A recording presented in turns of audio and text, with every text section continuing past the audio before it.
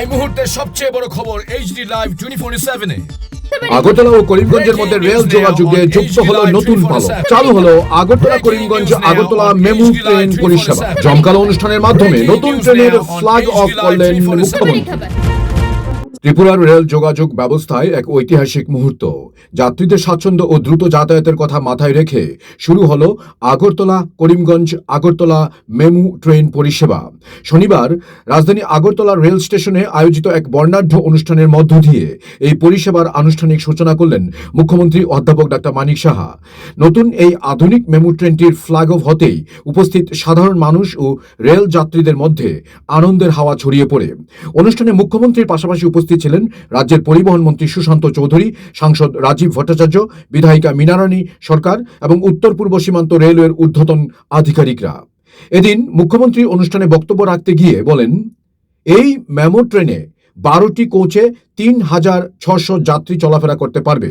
তাছাড়া এই মেমু ট্রেনে রয়েছে addressing system, CCTV coverage, GPS system ইত্যাদি সুবিধা।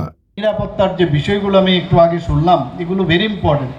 যে প্যাসেঞ্জারদের যখন কোন জায়গায় এই ট্রেনটা নামছে আগের থেকেই তাদেরকে যে বলে দেওয়া, সেই ব্যবস্থাপনা এখানে থাকবে। অ্যাড্রেসিং সিস্টেম সেগুলো রাখা হয়েছে এবং এটা ডান দিকে খুলবে কি বাঁ দিকের প্ল্যাটফর্ম আসছে, কোন দিকে ট্রেনের নামতে হবে বা উঠবে, সে আগের থেকেই কিন্তু সেই অ্যাড্রেসিং সিস্টেম এর মধ্যে রয়েছে।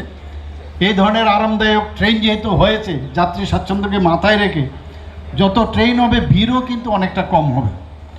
এবং এটা প্রায়, যা আমার কাছে রিপোর্ট আছে, প্রায় 12টা কোচ এই মেমু ট্রেনে রয়েছে। প্রায় 3,600 জনের মতো এই ট্রেনের মধ্যে যাতায়াত করতে পারবে। এবং এখানে সিসিটিভির যে নজরদারির তারও ব্যবস্থা রয়েছে, জিপিএস সিস্টেম রয়েছে এবং অ্যাডভান্স ইলেকট্রোনিমেটিক যে ব্রেকিং সিস্টেম তার মধ্যে রয়েছে। তো যাত্রীদের নিরাপদের উপর ভিত্তি করে তাদের যাতে সহজভাবে চলাফেরা করতে পারে সেইভাবে এই ট্রেনের মধ্যে সেই ব্যবস্থাপনা এখানে রয়েছে। সেই সাথে মুখ্যমন্ত্রী বলেন, রাজ্যে ডাবল লাইনের ট্র্যাকের জন্য ফাইনাল লোকেশন সার্ভে হয়েছে। তাছাড়া ডিপিআরও তৈরি হয়েছে। আমাদের ডাবল রেল লাইন করার জন্য সেটাও আমি কেন্দ্রীয় ইউনিয়ন মিনিস্টার ওনাকেও আমি বলেছি এবং তার জন্য যাতে সিঙ্গেল লাইন হয়ে ডাবল লাইন করা যায় তার জন্য অলরেডি কিন্তু সার্ভে হয়ে গেছে। আমরা যখন যেটা বলছি আস্তে আস্তে করে কিন্তু দেখতে দেখতে সেগুলো হয়ে যাচ্ছে এবং ডাবল লাইন যখন হবে তখন কিন্তু আরও বেশি করে ট্রেন এখানে আসবে। প্রায় 200 চন্দ্রনাথপুর থেকে সাবরুম পর্যন্ত যে কিলোমিটার, প্রায় 263 কিলোমিটার।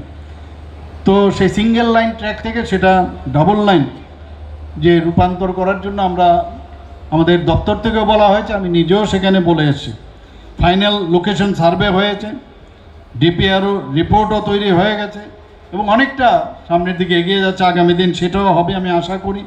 একই সাথে অনুষ্ঠানে অন্যান্য বক্তারা এই নতুন ট্রেনটি চালু হওয়ায় ত্রিপুরা ও আসামের করিমগঞ্জের মধ্যেকার দৈনন্দিন যোগাযোগ আরও সহজ, দ্রুত ও সাশ্রয়ী হবে বলে আশা প্রকাশ করেছেন।